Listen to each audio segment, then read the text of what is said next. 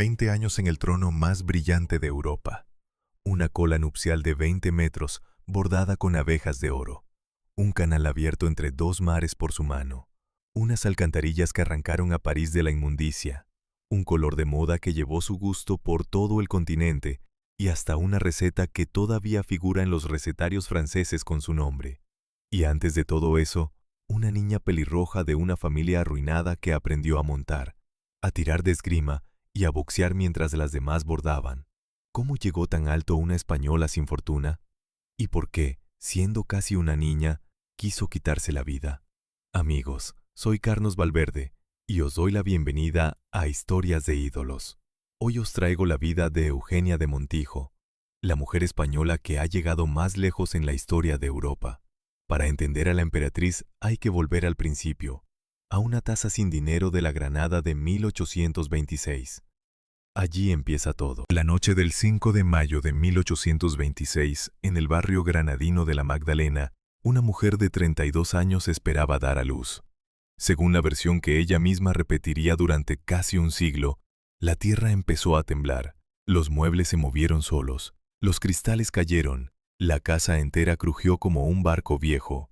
Sacaron a la parturienta al jardín, levantaron a toda prisa una tienda de campaña entre los naranjos y allí, bajo un cielo abierto y cargado de relámpagos, con la nieve de Sierra Nevada brillando a lo lejos, nació una niña.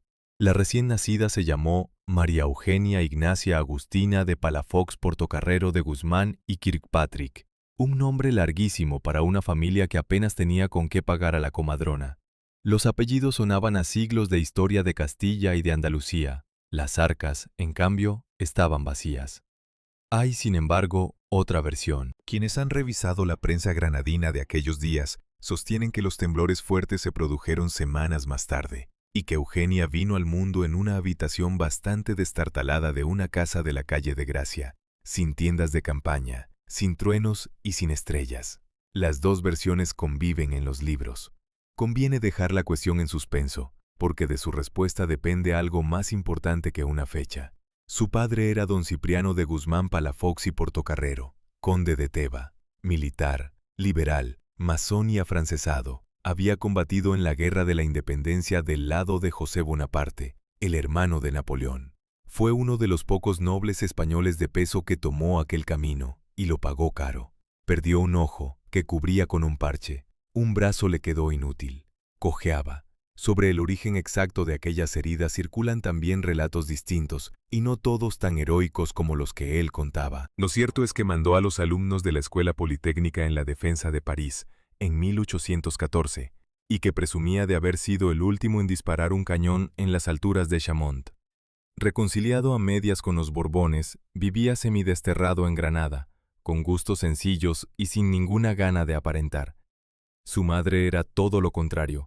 Doña María Manuela Kirkpatrick era hija de un comerciante escocés instalado en Málaga, que vendía vinos y frutas y que llegó a ejercer de cónsul de los Estados Unidos. Ella hablaba de una ascendencia noble de Escocia y de reyes lejanos. Los archivos son más prosaicos. Cuando don Cipriano pidió permiso al rey para casarse con la hija de un comerciante, Fernando VII zanjó el asunto con una frase que hizo fortuna en la corte: que se case el buen hombre con la hija de Fingal. Y el comercio de licores quedó, por una temporada, discretamente olvidado. Fue un matrimonio de contrarios. Él quería una vida retirada y austera. Ella soñaba con salones, con fiestas, con bodas brillantes. Tuvieron 3 hijos, un varón que murió muy pequeño y 2 niñas que no podían parecerse menos entre sí. La mayor, María Francisca, a quien todos llamaban Paca, era morena, pálida, delgada, dulce y obediente. La pequeña, Eugenia, era pelirroja, impulsiosa, respondona y físicamente incansable. Su padre llevó la austeridad hasta extremos que escandalizaban a doña Manuela. Las niñas iban sin medias, sin sombrilla, con vestidos de hilo hiciera el tiempo que hiciera, y se desplazaban a lomos de mula sin errar para ir a comer a casa de algún pariente rico. A Eugenia aquello no le pesaba en absoluto. Al contrario, adoraba a ese padre tuerto y cojo que la subía al caballo, que le hablaba de batallas, de cargas de caballería, de la retirada de Rusia. Con él aprendió a montar. Con él aprendió que un cuerpo se educa como se educa una cabeza. En una casa donde la madre medía a las hijas por lo bien que sabían comportarse en un salón, la pequeña prefería el olor a cuero y a pólvora. A comienzos de la década de 1830, la suerte de la familia dio un vuelco. Murió sin descendencia don Eugenio, hermano mayor de don Cipriano, el riquísimo conde de Montijo. Doña Manuela, que años antes había viajado hasta el norte de España para estar presente en un parto de su cuñada y asegurarse de que no se introducía en la cuna un heredero de conveniencia, vio confirmada su previsión. Todos los títulos, las propiedades y la fortuna pasaron al hermano menor. De la noche a la mañana, aquellos nobles arruinados eran condes de Montijo, duques de Peñaranda y grandes de España. La fortuna llegó, pero la paz no. En 1833 murió Fernando VII y estalló la Primera Guerra Carlista. Madrid se volvió un lugar peligroso, con motines, degüellos y días enteros sin gobierno. Eugenia, siendo muy niña, llegó a ver brotar la sangre de un fraile apuñalado en plena calle. Don Cipriano se marchó a combatir. Doña Manuela hizo las maletas, cruzó la frontera con sus dos hijas en el verano de 1834 y se instaló en París, donde permanecerían casi 5 años. Allí las matriculó en el convento del Sagrado Corazón de la calle de Varennes, en pleno corazón de los grandes palacios franceses, un colegio para hijas de la mejor aristocracia. Se enseñaba religión, modales, francés impecable y la certeza tranquila de pertenecer a un mundo aparte. Paca se adaptó sin dificultad. Eugenia, no. Un profesor de gimnasia, el coronel Amorós, dejó escrito en 1838 un retrato que vale por 10 páginas. Temperamento excitable, gran afición al ejercicio físico, carácter bondadoso, generoso, activo y firme. Las institutrices inglesas se declararon vencidas. La niña saltaba sobre los sofás, cambiaba los ponis por sillones y obligaba a los adultos a ponerse a 4 patas para jugar con ella. Y sufría por una cosa muy concreta, muy de niña, el color zanahoria de su pelo, que le parecía una desgracia y del que se burlaban. En aquella casa de exiliados entraban 2 hombres que iban a marcar su cabeza para siempre.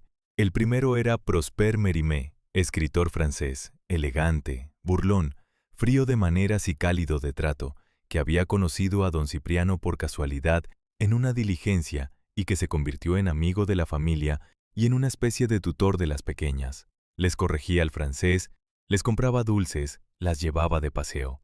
De aquellas sobremesas españolas salió el argumento de Carmen, la historia de una cigarrera, un torero y un soldado. Doña Manuela se atribuyó siempre el mérito de habérsela contado. Eugenia, ya emperatriz, aseguraba que la idea había sido suya. Nunca se ha podido decidir quién de las dos tenía razón. El segundo era un hombre de frente ancha y labios irónicos, que empezaba a ser conocido en el mundo de los libros con el nombre de Stendhal. Iba los jueves. Las niñas tenían permiso para quedarse levantadas hasta las 9 y no cenaban de la impaciencia. Cada vez que sonaba la campanilla, corrían a la puerta. Lo instalaban en su butaca junto a la chimenea, cada una colgada de una mano, y él les hablaba de Napoleón, a quien había servido, del paso de los Alpes, de Moscú, del hielo, de la retirada. Llorábamos, reíamos, gemíamos, nos volvíamos locas, recordaría ella muchos años después. Cuando supieron que los ingleses habían mandado al emperador a morir a una isla perdida, las 2 niñas gritaron indignadas que los españoles jamás habrían sido tan cobardes. Stendhal solía decir que ya solo las niñas pequeñas sabían sentir las cosas grandes. Les regalaba estampas. Eugenia conservó hasta su muerte una de la batalla de Austerlitz. Mientras tanto escribía a su padre cartas llenas de faltas de ortografía y de una ternura que desarma.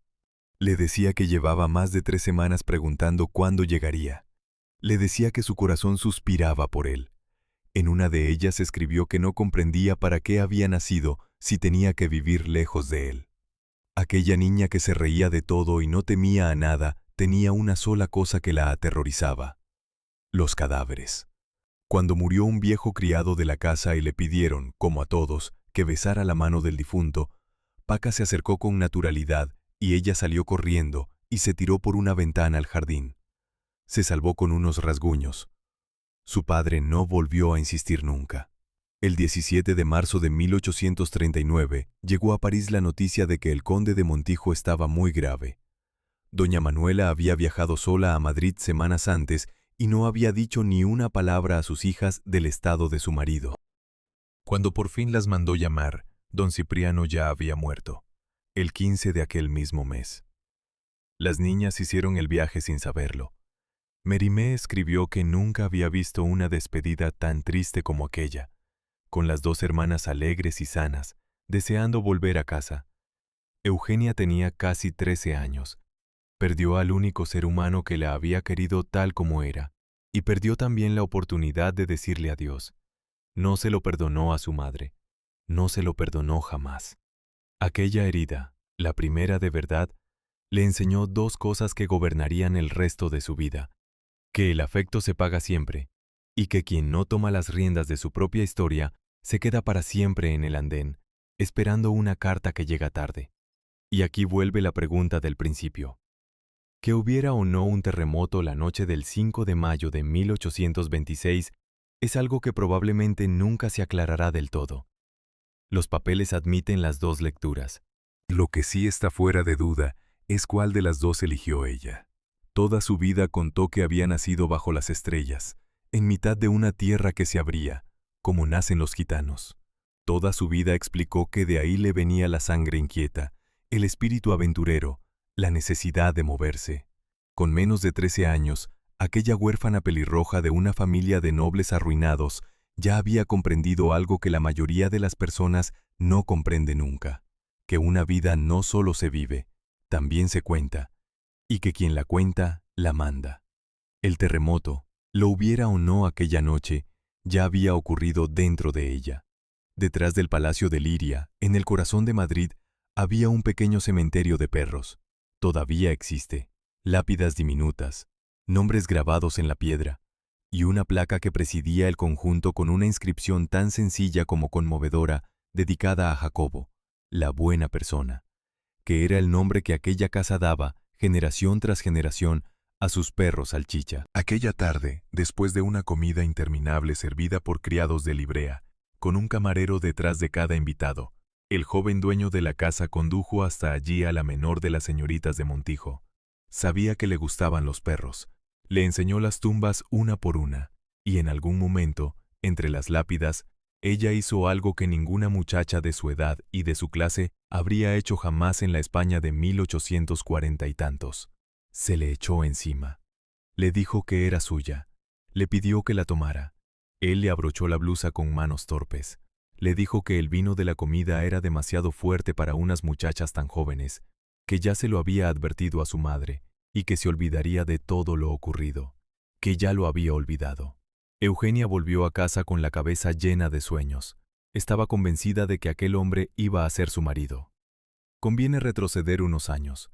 La familia había regresado a Madrid tras la muerte del padre, y en la primavera de 1842, doña Manuela dio por terminado el luto. Tenía prisa. Era ya una de las mujeres más influyentes de la capital, aliada del general Narváez, dueña de una fortuna considerable, del palacio de Ariza y de una finca en Carabanchel, y tenía 2 hijas casaderas. Su gran ambición era doble: montar una tertulia a la francesa por la que pasara todo Madrid y casar bien a las niñas. Lo primero lo consiguió con una facilidad asombrosa. La corte de Isabel II era aburrida, y en casa de la condesa de Montijo se reía, se conversaba, se bailaba, se representaban cuadros vivos. Ser invitado a aquella tertulia se convirtió en una especie de pasaporte hacia la mejor sociedad de Madrid. Las 2 hermanas eran el mayor atractivo del salón, y no podían ser más distintas. Paca tenía la belleza serena y morena de una virgen andaluza, la piel muy pálida, los ojos grandes y tristes, y una tosecilla persistente que obligaba a la madre a abrigarla, a impedir que saliera con humedad, a tratarla como una flor de invernadero. Era dulce, correcta, sumisa. Doña Manuela la ponía siempre de ejemplo. Eugenia era el reverso exacto. El pelo, que de niña había sido de un rojo zanahoria que la acomplejaba, se había oscurecido hasta un tono cobrizo con reflejos dorados. La equitación y la gimnasia le habían dado unas piernas largas, una cintura estrecha y unos hombros envidiables. Hablaba varios idiomas. Leía. Era ingeniosa, divertida, capaz de imitar a cualquiera y de dibujar caricaturas feroces. Tiraba de esgrima, sabía boxear, montaba a caballo mejor que la mayoría de los hombres del salón, y una vez, retada por un joven diplomático inglés que dudaba de su valor, se clavó un cortaplumas en la muñeca sin cambiar de expresión. En una sociedad que premiaba en las mujeres la dulzura y la sumisión, aquella independencia desconcertaba. Se decía de ella que era demasiado varonil, demasiado crítica, demasiado difícil. No era, para los madrileños de entonces, una muchacha popular, pero era la que llenaba el salón de vida, y a su alrededor se apiñaban los mejores partidos de España. Entre todos ellos, había uno que estaba muy por encima. Jacobo Fitz James Stuart, duque de Alba, medio inglés, culto, educado, propietario de media Andalucía, dueño del Palacio de Liria y de los cuadros de Tiziano y de Goya que colgaban en sus paredes. Era bajito, y él mismo bromeaba diciendo que era el grande de España más pequeño que existía. Y era exactamente lo contrario de Eugenia, tímido, medido, silencioso. Ella se enamoró de él con toda la violencia de su sangre. Los demás pretendientes desaparecieron de golpe. Montaban juntos, se peleaban en broma, galopaban por los campos de Carabanchel, compartían la pasión por los caballos y por los perros. Eugenia hacía planes en voz alta.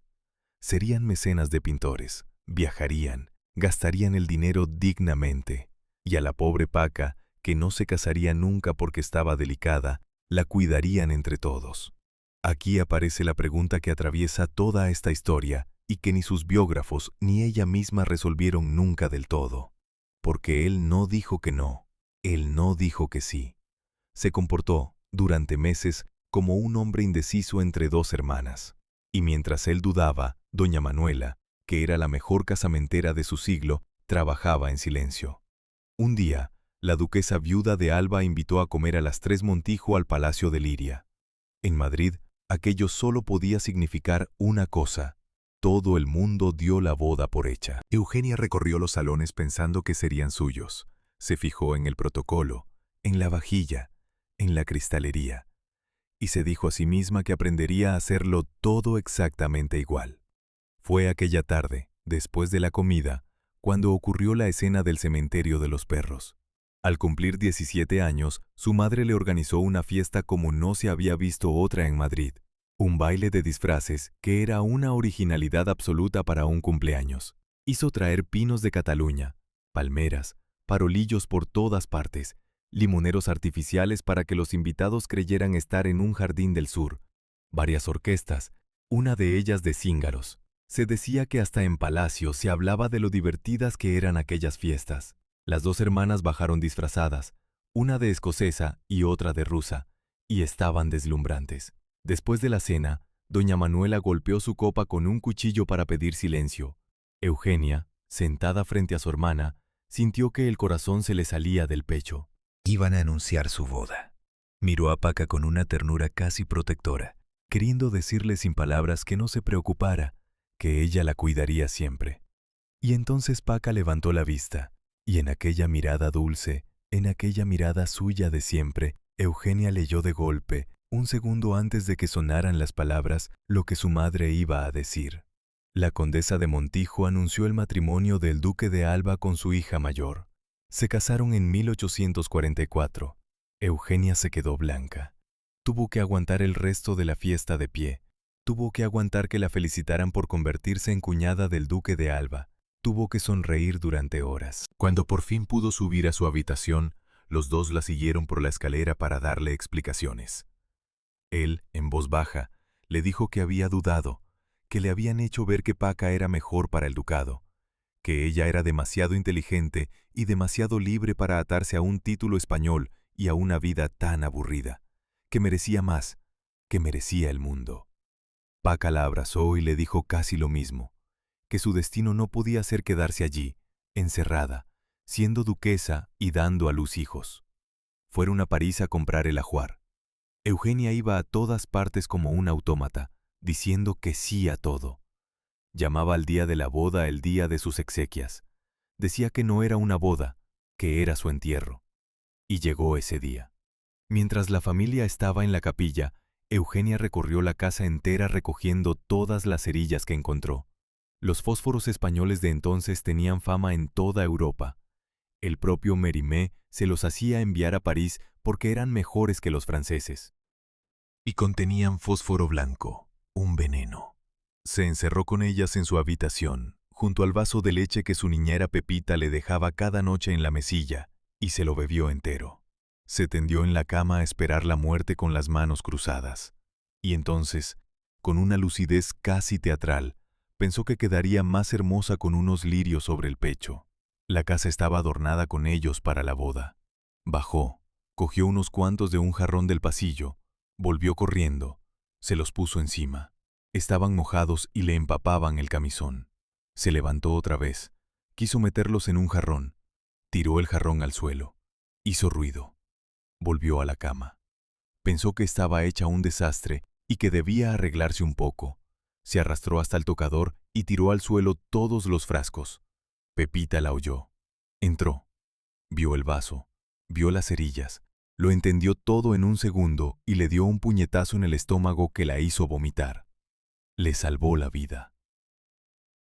Aquí es honesto detenerse.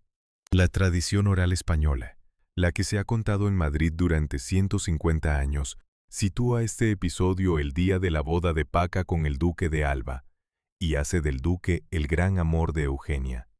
Existe otra versión, apoyada en los papeles de la propia familia Alba y recogida por su biógrafo más documentado. Según ella, el hombre que le rompió el corazón no fue el duque, sino otro grande de España, el marqués de Alcañices, que la cortejó con cartas cada vez más comprometedoras y que resultó estar enamorado en realidad de su hermana, la duquesa, y que fue al descubrir aquel engaño cuando Eugenia recurrió al veneno y se negó después a tomar el antídoto, hasta que consiguieron que él acudiera a pedirle sus cartas y ella comprendió, de golpe, la calidad del hombre al que había querido. Las dos versiones circulan, las dos pueden defenderse, y las dos desembocan exactamente en el mismo punto, que es lo único que importa, en que un hombre dudó entre dos hermanas y eligió a la que no era ella. En que aquella muchacha de 17 o 18 años, que no sabía perder porque nunca había perdido, descubrió que se puede amar y no ser correspondida, y que la persona a la que más quieres en el mundo puede ser, sin proponérselo, el instrumento de tu desgracia. Nunca dejó de querer a su hermana, fueron inseparables hasta el final, pero algo se rompió aquella noche y no volvió a soldarse. El caudal de sentimiento que en otras mujeres se convierte en amor conyugal, en ella se desvió hacia otro cauce, la ambición, el valor, la generosidad, el orgullo. Y en el fondo del vaso, junto al sabor amargo del fósforo, quedó una certeza que la acompañaría siempre. Los hombres traicionan. La vida no se recibe, la vida se conquista. La aparición no hizo ruido. Eugenia dormitaba en una hamaca del jardín, envuelta en una manta, en ese estado intermedio entre el sueño y la vigilia, en el que las cosas pierden contorno, cuando abrió los ojos y vio a una mujer de pie frente a ella. Iba envuelta en ropajes hasta las cejas. Solo se le veía un ojo, y entre las manos sostenía un pistolón enorme, apuntándola. Le dijo que no se moviera. Le dijo que la salvara, que la perseguían los guardias. Eugenia se incorporó despacio, y por primera vez en muchos meses, algo se encendió dentro de ella. Para entender ese instante, hay que entender los meses anteriores. Tras la boda de su hermana, Eugenia había caído en un estado que los médicos de la época no sabían nombrar. Hablaban de nervios, de vapores, de debilidad. Hoy lo llamaríamos por su nombre, una depresión profunda. No comía, no dormía. Repetía que había amado una vez y que no volvería a amar nunca, que su vida ya estaba vivida y que no tenía ningún sentido continuarla. La muchacha que boxeaba, que galopaba, que llenaba una habitación entera con su risa, se pasaba los días tumbada, tapada, callada. Llegó a plantearse tomar los hábitos. La aventura mística no era en ella una impostura. Era católica de una manera muy española, muy física, muy leal. Y la fe fue siempre uno de los dos pilares de su carácter. Se presentó en un convento. Y allí ocurrió algo que ella contó durante el resto de su vida. Una monja anciana la miró largamente a la cara, con esos ojos que unos consideran iluminados y otros extraviados, y le dijo que no buscara reposo entre aquellas paredes, porque estaba llamada a adornar un trono. La superiora la rechazó. Dijo que era demasiado hermosa para el claustro. Doña Manuela, desesperada, hizo lo único que se le ocurrió. La mandó al campo, a la finca de Carabanchel, al otro lado del Manzanares, con su niñera Pepita por toda compañía, para que le diera el aire, para que comiera, para que se recuperara. Y allí pasaba los días, en aquella hamaca, sin recuperarse. Mientras tanto, España se agitaba a su alrededor. Isabel II había sido declarada mayor de edad a los 13 años. Se negociaba su matrimonio en un juego de ajedrez europeo en el que intervinieron Luis Felipe de Francia y media Europa. El 10 de octubre de 1846, la reina se casó con su primo el duque de Cádiz y su hermana con el duque de Montpensier, hijo del rey francés. Eugenia, entonces condesa de Teba, figuró entre las damas de honor, espléndida, en aquella ceremonia de la que se hablaría durante décadas. Al duque de Montpensier, por cierto, le había llamado poderosamente la atención la hermana de la duquesa de Alba. No le sirvió de nada. Un año después, en abril de 1847, la reina nombró a doña Manuela dama suya, y en octubre le confió el cargo más alto de la administración de palacio. Duró semanas. Sus enemigos, encabezados por el marqués de Miraflores, la acusaron de conspirar. Corrieron rumores venenosos y en diciembre presentó su dimisión. La caída fue brutal, y arrastró consigo a la hija, que se encontró de pronto sin corte, sin amor y sin horizonte. Volvamos al jardín, al pistolón y a la mujer envuelta en trapos. Eugenia le dijo que bajara el arma, que la iba a salvar. Y la mujer bajó el arma. Entraron en la casa. La desconocida enseñó los dientes como un animal y dijo que tenía hambre. En la cocina estaban desgranando guisantes. Eugenia cogió un puñado, se los llevó en la falda y se los dio crudos, porque no había otra cosa a mano. Le ordenó que se metiera debajo de la cama, y al agacharse, a la mujer se le corrió el mantón. Eugenia vio dos cosas. Vio que era gitana, y vio su espalda, cubierta de cicatrices, unas antiguas, otras recientes, todas de latigazos. Lo que hoy llamaríamos, sin rodeos, una víctima de malos tratos. La empujó debajo de la cama, se arregló el pelo, cogió una sombrilla y bajó al jardín convertida en una señorita ociosa. Había 4 soldados.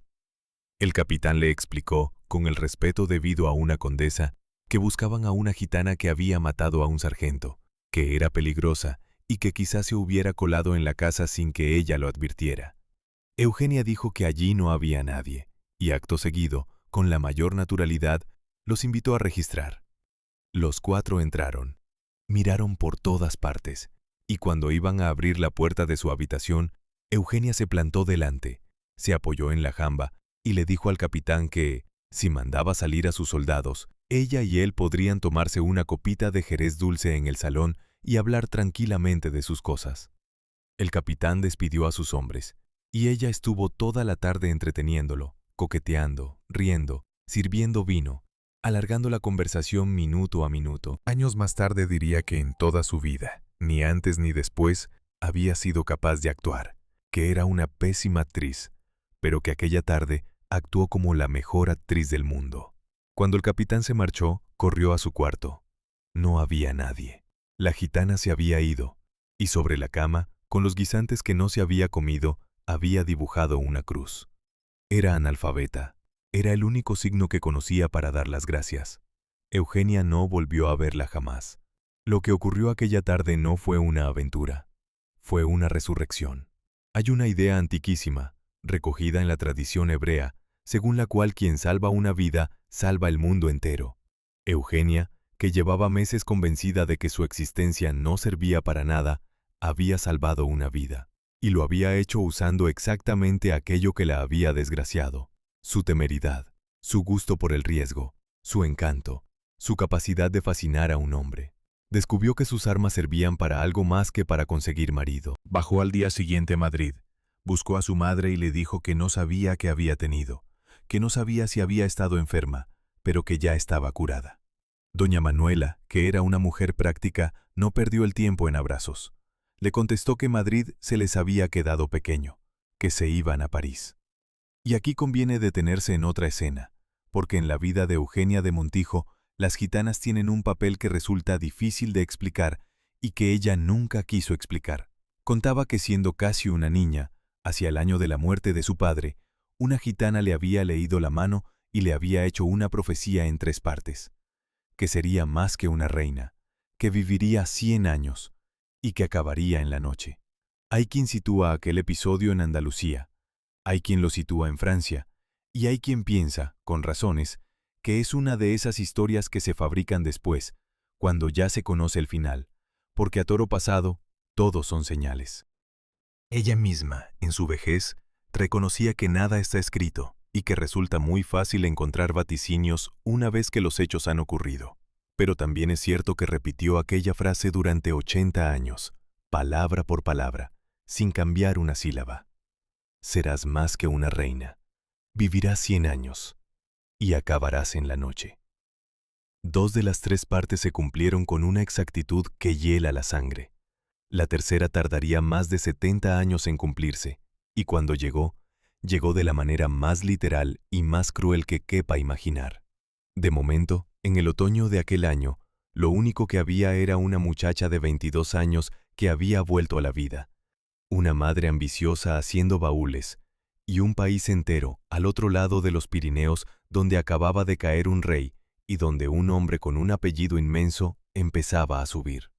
Eugenia lo sabía, llevaba sabiéndolo desde niña, y cuando su madre pronunció la palabra París, ella contestó con una frase que lo contiene todo: sí, a París, donde está el emperador. Todavía no era emperador, todavía no era nada, o casi nada, pero ella ya lo llamaba así. El carruaje entró de noche en el parque de Saint-Claude y no encontró ni una sola luz encendida, ni en las avenidas, ni en las fuentes, ni en el palacio. Un jinete salió de la oscuridad, se puso a la altura de la ventanilla y les ordenó que lo siguieran. Era Bachochi, el hombre de confianza del príncipe presidente, el que se ocupaba de sus asuntos privados y de sus diversiones. El coche pasó de largo frente al palacio, siguió por caminos sin iluminar, entre árboles, cada vez más lejos, hasta detenerse ante una casita de madera perdida en el bosque, iluminada por dentro por el resplandor de una chimenea. En la puerta esperaba el hombre más poderoso de Francia. No llevaba uniforme. Llevaba una chaqueta y una camisa de seda abierta. Dentro había una mesa puesta para 4 personas. Y al fondo, muy visible, sin ningún disimulo, una cama con 4 velones encendidos, uno en cada esquina. Madre e hija comprendieron al mismo tiempo, y comprendieron exactamente lo mismo. Las habían llevado hasta allí para acostarse con ellas. Habían llegado a París con una mano delante y otra detrás, aunque nadie lo hubiera dicho al verlas. Prosper Mérimée había sido tajante. ¿Qué hacéis en Madrid?, les repetía. Si París es la capital del mundo, si todo ocurre en París. El escándalo del envenenamiento había corrido por la pequeña corte madrileña y algunas puertas empezaban a cerrarse. Se fueron, pusieron casa grande, contrataron servicio, compraron trajes y joyas, y en muy poco tiempo se lo gastaron todo. La caída fue rápida y silenciosa. Tuvieron que dejar la casa y refugiarse en una pensión mediocre. Despidieron a los criados y se quedaron solo con Pepita, la misma que había salvado a Eugenia en Madrid. Comían mal, debían los vestidos, pero salían cada noche impecables, porque Palmir, la modista de moda, les fiaba la ropa. Sabía perfectamente lo que hacía, porque aquellas 2 españolas paseaban sus modelos y sus modelos se vendían. Eran, en el lenguaje de hoy, las grandes prescriptoras de París. Y cuando hubo que vender las joyas, Eugenia resolvió el problema con un golpe de genio. se adornó con flores naturales. Violetas. Nadie lo había hecho jamás en una corte europea. Lo hacían las gitanas en España. Un periódico francés escribió con sorna que las señoras de París habían tirado sus diamantes al Sena y que ahora salían con flores del campo. Lo que no sabía el periódico era que aquella mujer no llevaba violetas porque estuviera de moda, sino porque no tenía otra cosa que ponerse. La moda vino después, y el color violeta la acompañaría toda la vida. El hombre al que querían acercarse se llamaba Luis Napoleón Bonaparte, y su biografía parecía inventada por un novelista. Hijo de la reina Hortensia, sobrino del gran Napoleón por parte de padre y nieto de Josefina por parte de madre, había crecido en el destierro, en Suiza y en Alemania, hablando francés con un leve acento germánico.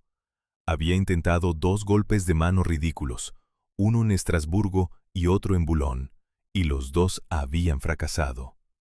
Lo condenaron a cadena perpetua en la fortaleza de Ham, donde pasó 6 años leyendo, escribiendo y jugando a las cartas, hasta que en 1846 se escapó vestido de albañil, con una tabla al hombro y la cara pintada, tapándose el rostro delante del centinela. Se refugió en Londres, y cuando en 1848 cayó Luis Felipe, volvió, se hizo elegir diputado y en diciembre de aquel mismo año, presidente de la República Francesa. Los franceses no votaban a un hombre, votaban un apellido, votaban Austerlitz, votaban una gloria perdida. Eugenia lo conocía desde niña, y lo conocía de la manera más extraña. En 1836, tras el fracaso de Estrasburgo, ella y su hermana estaban comiendo en la prefectura de policía de París, invitadas por la esposa del prefecto, cuando las llamaron a una galería acristalada para que vieran pasar a un preso. Era él, cabizbajo, camino del destierro. Las 2 niñas, que adoraban a Napoleón porque el emperador había condecorado personalmente a su padre, no olvidaron jamás aquella imagen. A los 12 años, Eugenia quiso ir a visitarlo a la fortaleza de Ham. No la dejaron. Ella misma diría, ya anciana, que para ella la aventura había tenido siempre el nombre de Napoleón. Se lo presentaron oficialmente el 12 de abril de 1849, en un baile en el Palacio del Elíseo, y poco después llegó la invitación decisiva. La princesa Matilde, prima del presidente y anfitriona de su corte, las invitó a una de sus comidas. Lo que Eugenia hizo en aquella mesa merece ser estudiado. A los hombres poderosos todo el mundo intenta deslumbrarlos contando hazañas, y los hombres poderosos se aburren. Ella hizo justo lo contrario. Contó su propia vida, pero riéndose de sí misma. Contó el terremoto de su nacimiento. Contó a su padre tuerto y cojo. Contó, sin dramatismo alguno, su intento de suicidio. Y lo contó de tal manera que el presidente acabó riéndose a carcajadas. Al final de la comida, él miró la tarjeta y le preguntó cómo debía pronunciar su nombre, porque en francés resultaba difícil. Ella contestó que la llamara como quisiera, con tal de que la llamara siempre. Cuando salieron, doña Manuela iba radiante y le decía a su hija que le había gustado. Mérimée, más frío, corrigió. Le has hecho algo mejor. Le has interesado. 2 días después, llegó a la pensión un billete. El presidente les rogaba que se reunieran con él el sábado por la noche en Saint-Cloud. Madre e hija se volvieron locas de alegría. Corrieron a casa de Palmyre. Necesitaban 2 trajes fabulosos y los necesitaban en 48 horas. La modista, que ya sabía por dónde iba el asunto, les prestó 2 vestidos que tenía preparados para 2 damas de la corte rusa, la más lujosa de Europa. El de Eugenia tenía el cuerpo como una cota de malla de plata y la falda de brocado de oro, y llevaba martas sibelinas en los puños, en el cuello y en el borde. Eran de un volumen monumental. Cuando llegó el coche a recogerlas, apenas cabían por la portezuela. Así llegaron a la casita del bosque.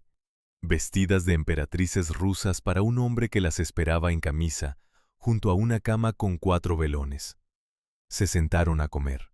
El espacio era tan reducido y las faldas tan enormes que la de doña Manuela llegó a prender fuego y hubo que apagarla a manotazos. Comieron despacio, lo más despacio que pudieron. Y cuando el príncipe presidente se levantó de la mesa, nervioso, Con toda la intención del mundo, Eugenia se puso en pie y anunció que se encontraba mal, que se había mareado, que necesitaba aire. Él, contrariado, propuso la cama. Ella insistió en el aire. Salieron los cuatro al parque, y entonces Eugenia ejecutó la maniobra más audaz de su vida hasta ese momento. Exclamó horrorizada que estaba a punto de cometer un error de protocolo imperdonable.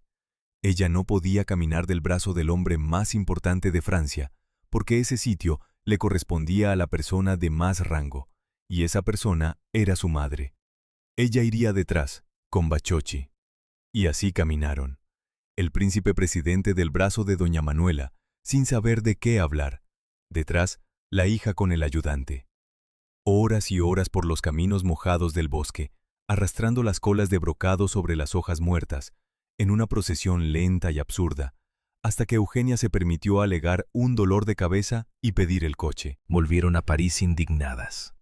«Nos han tomado por prostitutas», repetía Eugenia. «Nos han tomado por lo que no somos».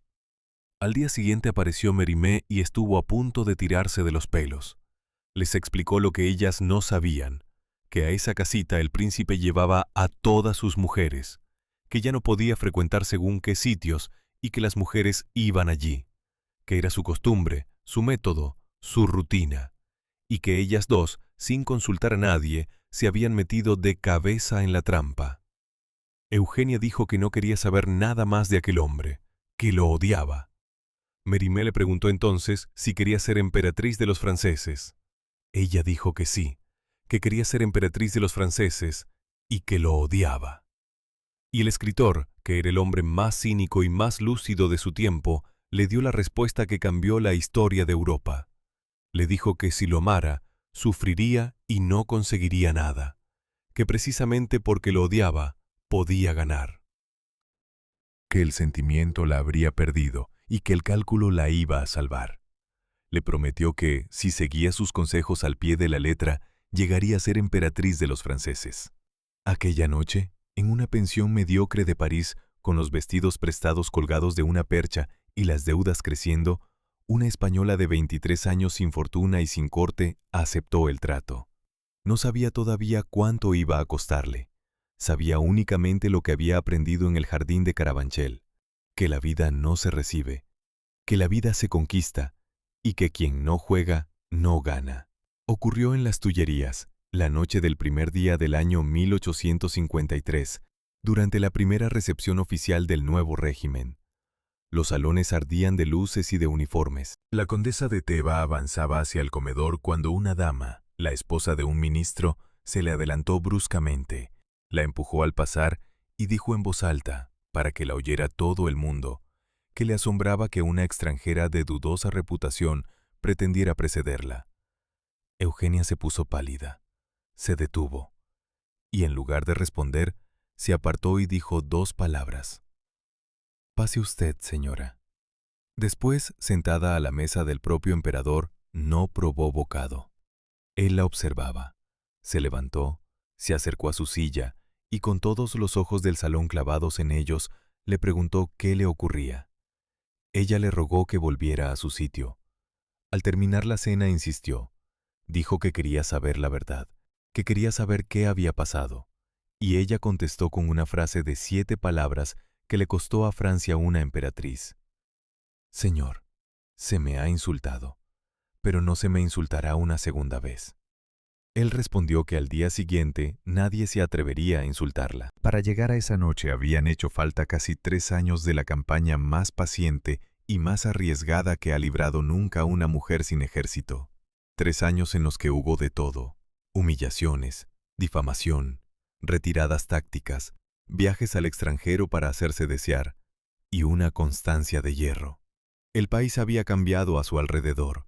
El 2 de diciembre de 1851, Luis Napoleón dio un golpe de Estado, disolvió la Asamblea y se hizo con todo el poder. Un año después, el 21 de noviembre de 1852, un plebiscito lo consagró con más de 7.800.000 votos a favor y apenas 250.000 en contra. Nacía el Segundo Imperio. El sobrino se llamaba ahora Napoleón III. y un emperador necesita una emperatriz. Sus consejeros se lo repetían. Hacía falta una dinastía, hacía falta un heredero, hacía falta estabilidad. Se buscó por toda Europa. Se pensó en la viuda del rey de Portugal. Se pensó en una princesa de Hohenzollern-Sigmaringen. Se pensó en una princesa Vasa. Y sobre todo se pensó en Adelaida de Hohenlohe-Langenburg, sobrina de la reina Victoria de Inglaterra, un matrimonio que habría significado una alianza de primer orden. Las casas reales fueron desfilando y contestando que no. La aristocracia europea despreciaba a aquel advenedizo que había llegado al trono por un golpe y un plebiscito, y que no ofrecía ninguna garantía de durar. La negativa definitiva de la princesa Adelaida llegó el 2 de enero de 1853. Napoleón III, lejos de sentirse humillado, respiró. Porque, mientras todo aquello se negociaba en las cancillerías, él estaba perdiendo la cabeza por una española. Las escenas de Compiègne y de Fontainebleau las anotaron los testigos con una mezcla de fascinación y de alarma. Una mañana, paseando por el jardín, ella admiró una hoja de trébol sobre la que brillaba el rocío. Él mandó a Bachochi a París y esa misma noche le entregó un trébol de esmeraldas y brillantes. En una cena la coronó con una guirnalda de violetas. En Fontainebleau, la víspera de su santo, le regaló, con un ramo de flores, el caballo que ella había montado el día anterior. Y cuando salía a caballo, con traje ajustado, una pluma de avestruz en el sombrero, la fusta con puño de nácar y espuelas en aquellos pies diminutos, el emperador no era capaz de apartar los ojos de ella. El embajador británico, Lord Cowley, que lo veía todo y lo contaba todo a Londres, escribió una frase que resume el momento con una crudeza deliciosa. El emperador va lanzado con la joven Montijo. Y aquí aparece el enigma que dividió a París durante meses y que sigue dividiendo a los historiadores. Porque todo el mundo daba por descontado que aquella mujer acabaría en la cama del emperador y en el olvido a los 6 meses, como todas las anteriores. Todo el mundo, menos ella. De aquellos meses procede la frase más famosa de su vida. Se cuenta que el emperador, acorralado por el deseo, le preguntó por dónde se llegaba a sus aposentos, y que ella contestó, con toda tranquilidad, que por la capilla. Conviene decir la verdad. Esa frase, tal como se repite, es casi con toda seguridad una leyenda, y una leyenda prestada. La misma escena se cuenta de Ana Bolena y Enrique VIII 3 siglos antes. Lo que sí está documentado, y es más interesante que la anécdota, es el fondo del asunto. El propio Lord Cowley escribió a Londres que ella había jugado tan bien sus cartas que él no podía conseguirla de ninguna otra manera que casándose. Y consta que, cuando llegaron las proposiciones irregulares, Eugenia consultó a una vieja amiga, que le aconsejó que más vale tener remordimientos que arrepentimientos. Ella escogió lo contrario. Y pudo decir, el día de su boda, que no tenía ni lo uno ni lo otro. Doña Manuela montó guardia. No dejaba sola a su hija ni en su propia habitación. O ella o su cuñado, el conde de Galve, estaban siempre presentes para que el emperador pudiera intentarlo cuanto quisiera y no consiguiera nada. La ciudad se puso en su contra con una violencia que hoy cuesta imaginar. Corrían coplas por los cafés. Se decía, y la frase se atribuyó a la propia princesa Matilde, que con una señorita de Montijo se acuesta uno, pero no se casa. El mismísimo Mérimée, que la adoraba, no resistió la tentación de hacer un juego de palabras cruel y subido de tono, en el que insinuaba que aquel compromiso se debía al deseo del emperador y no a su libre elección. Se hurgó en su pasado, se sacó a relucir el intento de suicidio, se insinuó de todo. Buena parte de aquella mala fama se la debía, hay que decirlo, a su madre, que no ocultaba a nadie el porvenir que ambicionaba para su hija. Ella aguantó, en silencio, sin responder, sin quejarse, y siguió apareciendo cada noche impecable, sonriente, ingeniosa, como si no oyera nada. Después de aquella noche del 1 de enero, todo se precipitó. El 15 de enero de 1853, una carta llegó a la Plaza Vendôme, donde se alojaban las 2 españolas. Estaba escrita de puño y letra del emperador y dirigida a la condesa de Montijo. Decía que hacía mucho tiempo que amaba a su hija y que deseaba hacerla su esposa. Que venía, por tanto, a pedirle su mano, porque nadie era más capaz que ella de hacerlo feliz ni más digna de llevar una corona. Y le rogaba que no divulgara el proyecto hasta que estuvieran tomadas las disposiciones necesarias. Estalló la tormenta. El rey Jerónimo, el último hermano vivo del gran Napoleón, se negó sencillamente a creer semejante locura. La princesa Matilde se arrodilló ante su primo para suplicarle que desistiera.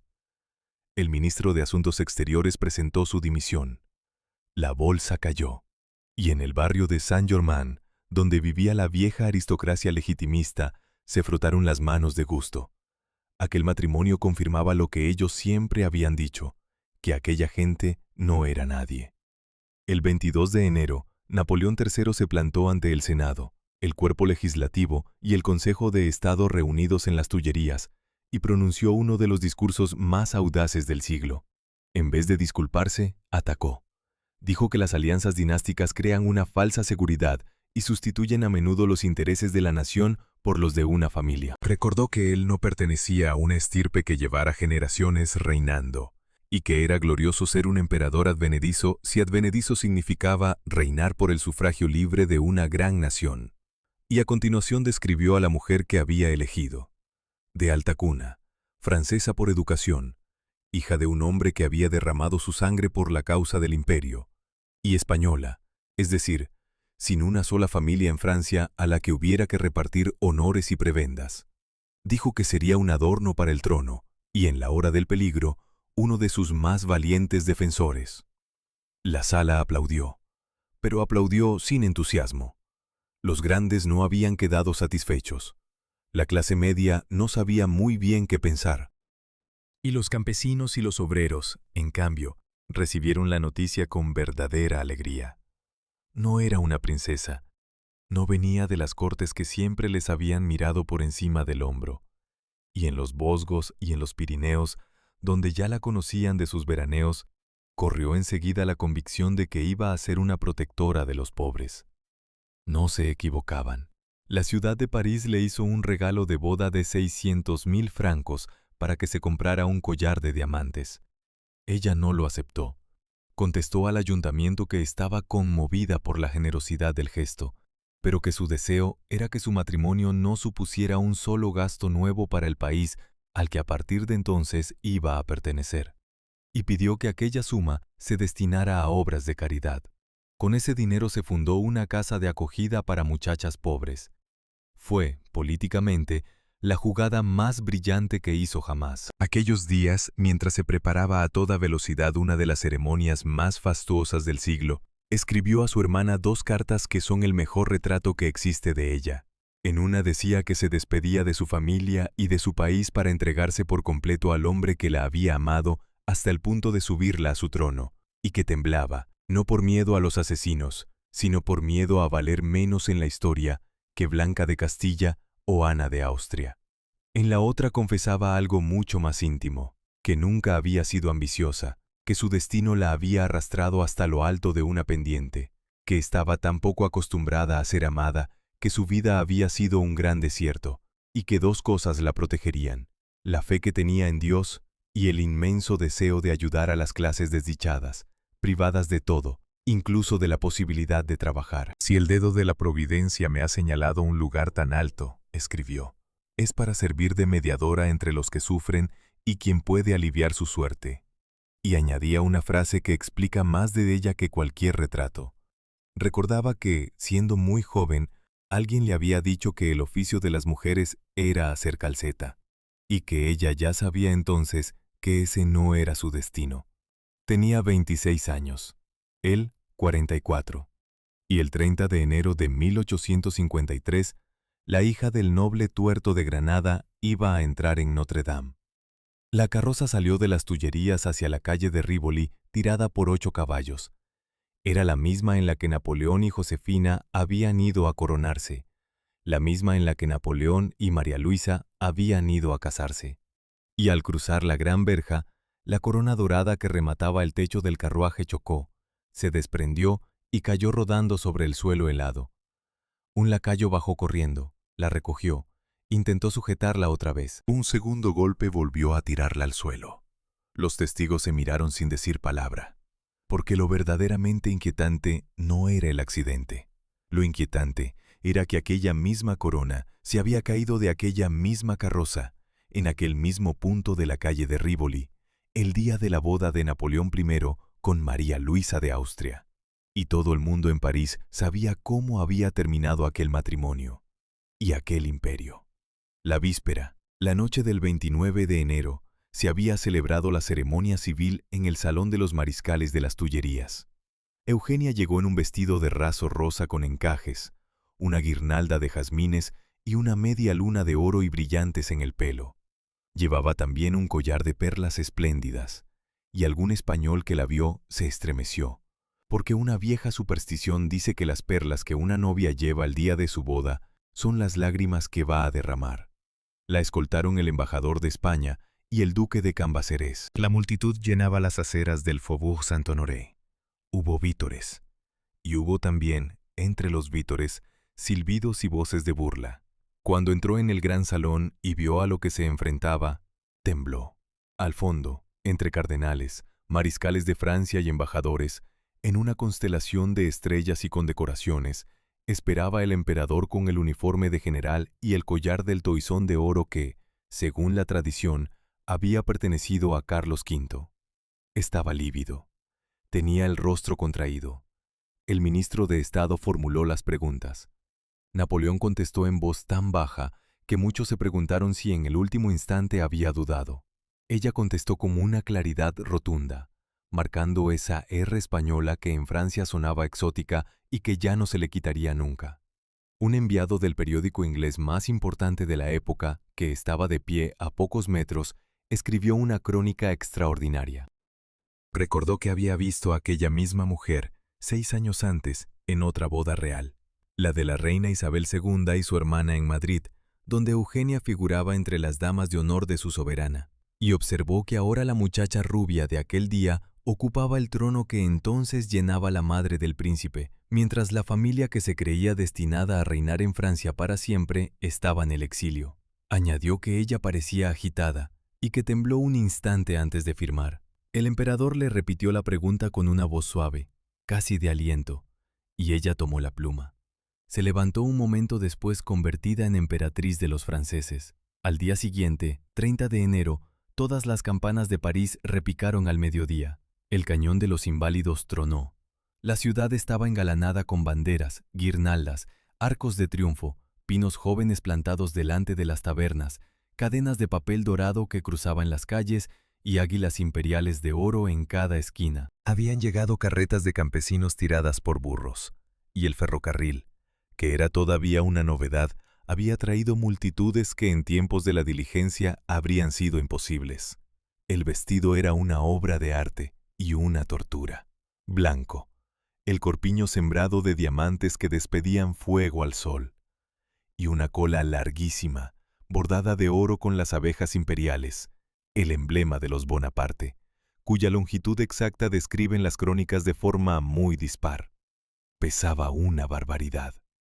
Sobre el velo de encaje antiguo llevaba la diadema de zafiros y brillantes que el viejo rey Jerónimo reconoció al instante, porque la había visto en la frente de Josefina el día de su coronación. Napoleón la sacó al balcón central de las Tullerías para presentarla al pueblo de París, y el clamor de las voces ahogó el estruendo de los cañones. Y entonces la carroza avanzó por la calle de Rívoli, y la corona cayó. A partir de ese instante todo se enfrió. La multitud que unos minutos antes gritaba se quedó callada. Un embajador que iba detrás comparó a aquella gente con un público que asiste a una obra de teatro que no entiende y sobre la que no se molesta en preguntar. Cuando la comitiva llegó a Notre Dame, la orquesta no atacó una marcha nupcial, sino una marcha de ópera, y en el interior de la catedral, atestada de gente, no se oyó ni un solo aplauso. Ni uno. Eugenia avanzó por la nave sin mirar a derecha ni a izquierda, pálida como una muerta. Y aquí se abre la pregunta que la iba a perseguir durante 20 años. Aquella mujer acababa de conseguir lo imposible. Había subido más alto que ninguna española antes que ella, y la nación que había venido a servir La recibía en su catedral con un silencio de hielo. Se arrodilló sobre un terciopelo verde sembrado de abejas de oro. Oyó la misa, y cuando se levantó, algo había cambiado en ella. Los que la miraban dijeron que si al entrar impresionaba por su dignidad, al salir impresionaba por su resplandor. Nada le sentó nunca tan bien como ser emperatriz. Y en la escalinata de Notre Dame, delante de la muchedumbre inmensa que llenaba la plaza, hizo el gesto que le ganó Francia. En lugar de saludar desde arriba, se inclinó. Hizo al pueblo de París una reverencia lenta, profunda, larguísima. Esa reverencia suya que era ya famosa en media Europa y que ejecutaba como una flexibilidad de bailarina andaluza, echando la cabeza hacia atrás y bajando después con una elegancia que dejaba sin aliento. Una reverencia de sumisión. No os saludo como vuestra soberana, decía aquel gesto sin palabras. Os saludo como vuestra servidora. Al día siguiente estaba en todos los periódicos, y aquella mañana la ciudad que la había recibido con silbidos empezó, muy despacio, a rendirse. Fueron a pasar la luna de miel al palacio de Saint-Claude. Y allí, en los días siguientes, empezó la verdadera obra de su vida.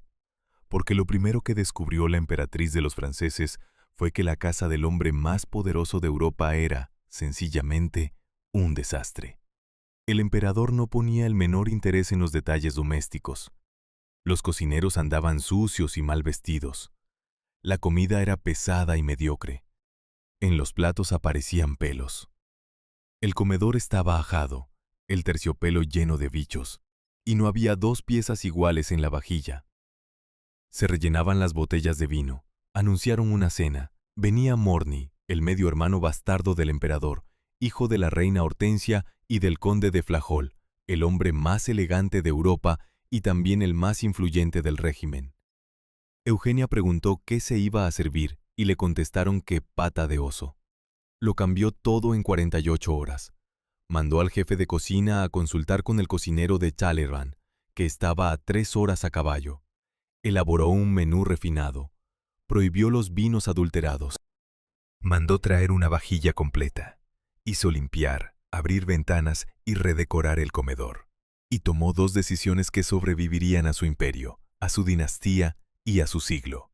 La primera, que a partir de aquel día todo el personal de cocina vestiría de blanco y llevaría gorro, para que no cayeran cabellos en los platos.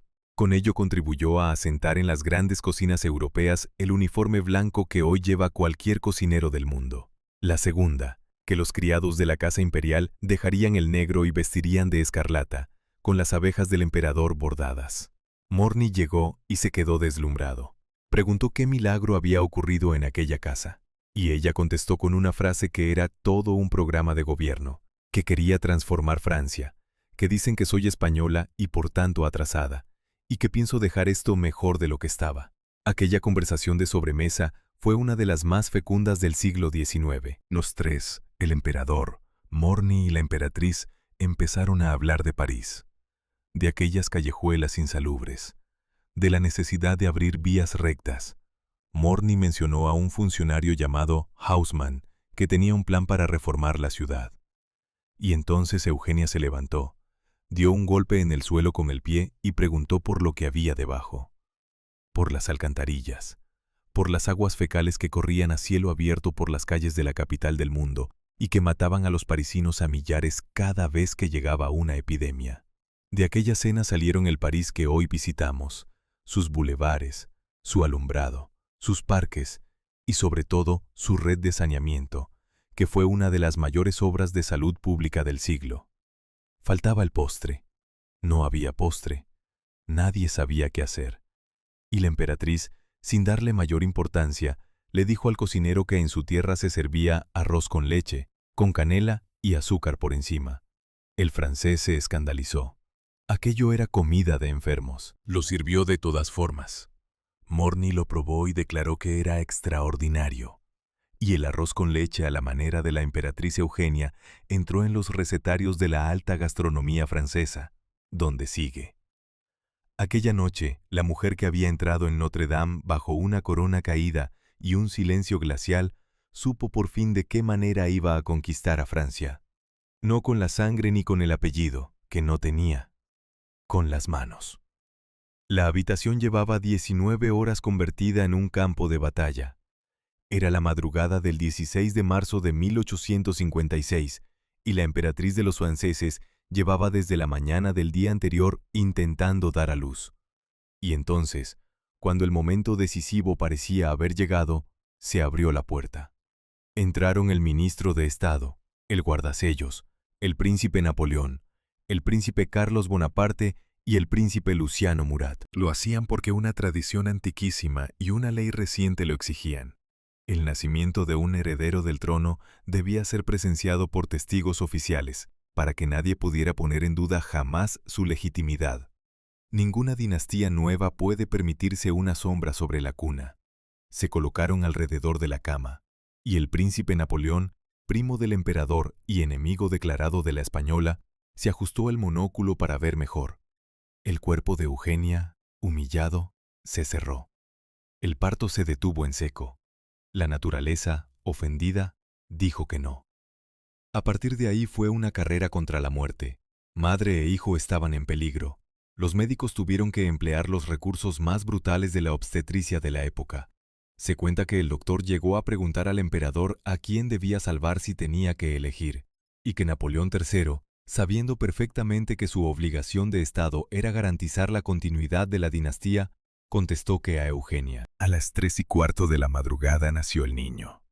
Ella, exhausta, preguntó si era varón. Él contestó que no, por miedo a que la emoción la matara. Ella preguntó entonces si era niña. Él volvió a decir que no. Y ella, ya desesperada, preguntó qué era.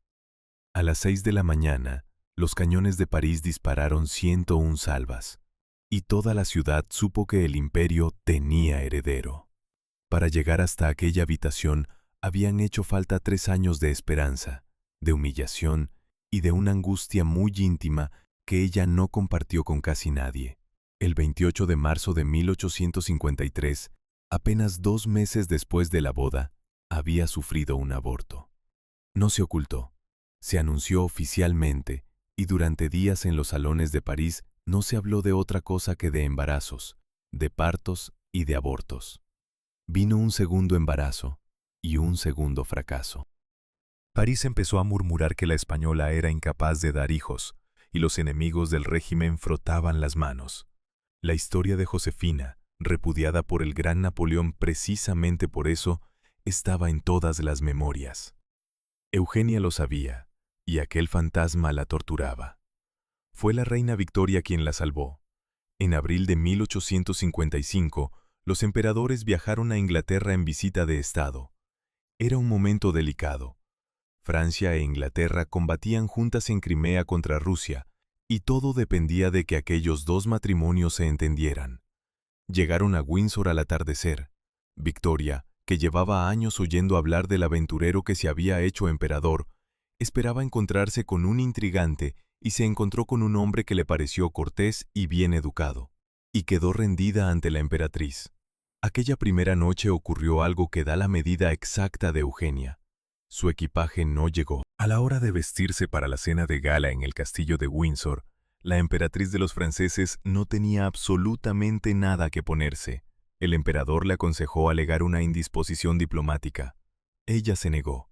Pidió prestado a una de sus damas un vestido de seda azul, el más sencillo que había, y bajó con él, y lo llevó con tal naturalidad, con tal falta de afectación, que la corte inglesa quedó encantada. Aquella mujer, decían, ni siquiera parece darse cuenta de que puede impresionar. El príncipe Alberto, que casi nunca se entusiasmaba con ninguna mujer, se entusiasmó con ella.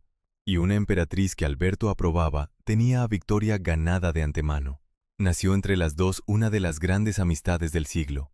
Y una tarde, entre mujeres, la reina de Inglaterra, que había tenido 8 hijos, le dio a la emperatriz de Francia una serie de consejos íntimos, prácticos y muy concretos para concebir y para conservar el embarazo.